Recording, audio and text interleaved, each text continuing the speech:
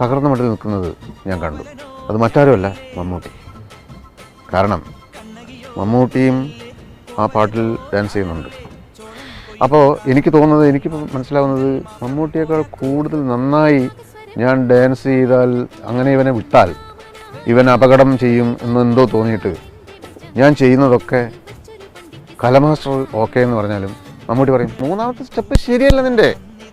പിന്നെ ലിപ്പ്, ആ പാട്ട് പാടുന്ന, നീ പാടുന്ന നേരത്ത് സ്റ്റെപ്പ് മറക്കുന്നു, സ്റ്റെപ്പ് കറക്റ്റ് ആകുമ്പോൾ പാട്ട് മറക്കുന്നു. അവസാനം എനിക്ക് ഭ്രാന്ത് പിടിച്ചിട്ട് ഞാൻ പറഞ്ഞു, ഗാലറിയിൽ നിന്ന് കളി നിയന്ത്രിക്കാനും കളി പറ്റി അഭിപ്രായം പറയാൻ ആർക്കും പറ്റും, എന്നാൽ നിങ്ങൾ വന്നിട്ട് ചെയ്യുന്നു പറഞ്ഞു. എനിക്ക് ദേഷ്യം വന്നു. കുറച്ച് കഴിഞ്ഞ് ഞാൻ നോക്കുമ്പോൾ ഭയങ്കര ഡാൻസ് പഠിത്തം, പൊടിപാറിയ ഡാൻസ് പഠിത്തം. എനിക്ക് കുറച്ച് സഹതാപം തോന്നിയപ്പോൾ. കാരണം ഈ 6 അടി പൊക്കവും ഒത്ത വണ്ണമൊക്കെ ഉള്ള ഈ മനുഷ്യൻ ഭാര്യയും മക്കളെയും പോറ്റാൻ വേണ്ടി ഈ വെയിലത്തിങ്ങനെ കിടന്ന് കഷ്ടപ്പെടുന്നല്ലോ ഭഗവാൻ, ഞാൻ ആലോചിച്ചു.